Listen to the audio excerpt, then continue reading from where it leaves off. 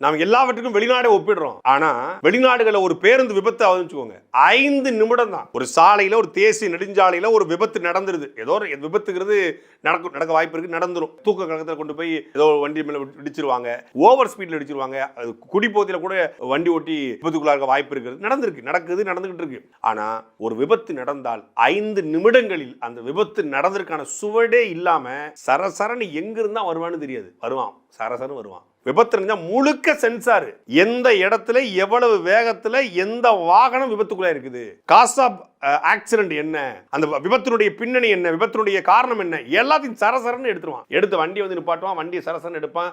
அங்கிருந்து ஜேசிபியை கொண்டு வருவான், ஹிட்டாச்சி போன்ற வாகனங்களை கொண்டு வருவான், வண்டி எடுப்பான், சரசரன்னு ஆம்புலன்ஸ் வரை எடுத்துட்டு போயிட்டே இருப்பான். அடுத்தடுத்த வண்டி வந்து இருக்கும், 120 கிலோமீட்டர் ஸ்பீட்ல அடுத்தடுத்த வண்டி போயிட்டே இருக்கும். அப்படிப்பட்ட கட்டமைப்பு இருக்க நாடுகள்ல நாம் இருக்கிறோமா என்பதை ஒவ்வொரு வாகன ஓட்டுநர்களும் உணர வேண்டிய தருணம் இது. தொடர்ச்சியா விபத்து, வார விபத்து.